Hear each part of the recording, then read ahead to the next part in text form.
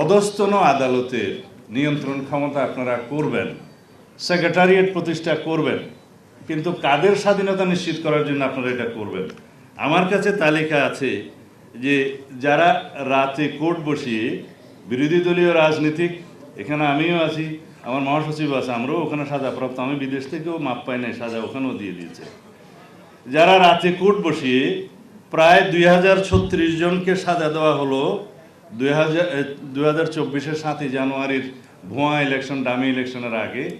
তাদের মামলার সংখ্যা ছিল 149 এবং বিচারকের সংখ্যা আমি বলি এখানে আমার কাছে কাগজ আছে 36 জন। তো তাদের স্বাধীনতা নিশ্চিত হলে সেক্রেটারিয়েট প্রতিষ্ঠার মধ্য দিয়ে তাদের বিরুদ্ধে আপনারা এখনো কিছু করেন নাই, পরে কি কিছু করতে পারবেন? আপনি আদার ব্রাঞ্চেসের কথা বলেন, পুলিশ ডিপার্টমেন্ট এবং ব্যুরোক্রেসি অন্যান্য বিভাগে কিছু লোকের চাকরি তো গিয়েছে, কিছু লোক রিটায়ার করেছে, কিছু লোককে বাদ দেওয়া হয়েছে, কিছু লোককে প্রসিডিউরে নিয়ে আসা হয়েছে। এখন তাদেরকে আমার মনে হয় they must be brought to the justice. যারা শুধুমাত্র রিটায়ার হয়ে মওকুফ পাবেন তা হবে না। গ্লিটারের টুইন লেমন ও অ্যান্টিব্যাকটেরিয়াল ফর্মুলা বাসনকে চকচকে জীবাণুমুক্ত করে আমাদের দেয় গ্লিটার গ্যারান্টি। তারা ফ্যাসিস্টের দূষণ ছিল, ফ্যাসিবাদের আয়ু দীর্ঘায়িত করার জন্য তারা বিভিন্নভাবে সহায়তা করেছে।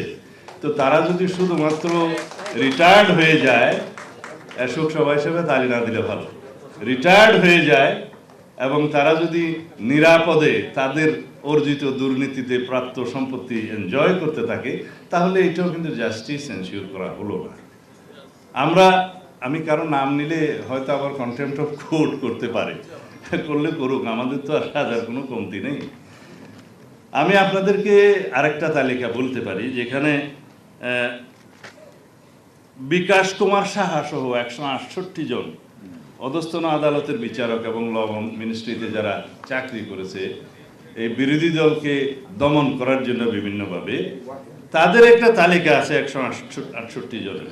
সেই তালিকাটা আমার কাছে আছে, আমি আপনাদের দিতে চাই না, আপনারা কষ্ট করে জোগাড় করবেন, কারণ এখানে অনেক কিছু লেখা আছে। আর হাইকোর্ট ডিভিশনের কথা যদি বলি, তাহলে যে তালিকাটা আমাদের কাছে আছে তাতে 30 জনের মতো ফ্যাসিস্টদের দোষর এখনো বসে আছে, যারা অনেকেই ছাত্রলীগের প্রেসিডেন্ট সেক্রেটারি ছিল এবং যারা প্রত্যক্ষভাবে জাজমেন্টের মধ্য দিয়ে হাইকোর্টে এই ফ্যাসিস্ট আওয়ামী সরকারের কর্মসূচি বাস্তবায়ন করেছে, যারা দেশনেত্রী বেগম খালেদা জিয়াকে 5 বছরের লোয়ার আদালতের সাজা 10 বছর করেছে, তারা তো এখনো আছে।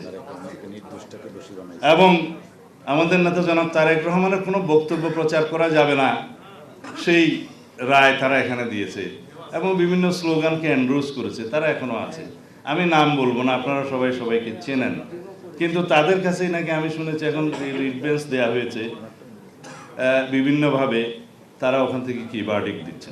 আমরা বিচারকদের স্বাধীনতা নিশ্চিত করার জন্য কি ইন্ডিপেন্ডেন্স অফ জুডিশিয়ারি চাই? আমরা ইন্ডিপেন্ডেন্স অফ জুডিশিয়ারি চাই জুডিশিয়ারির ইন্ডিপেন্ডেন্সের জন্য।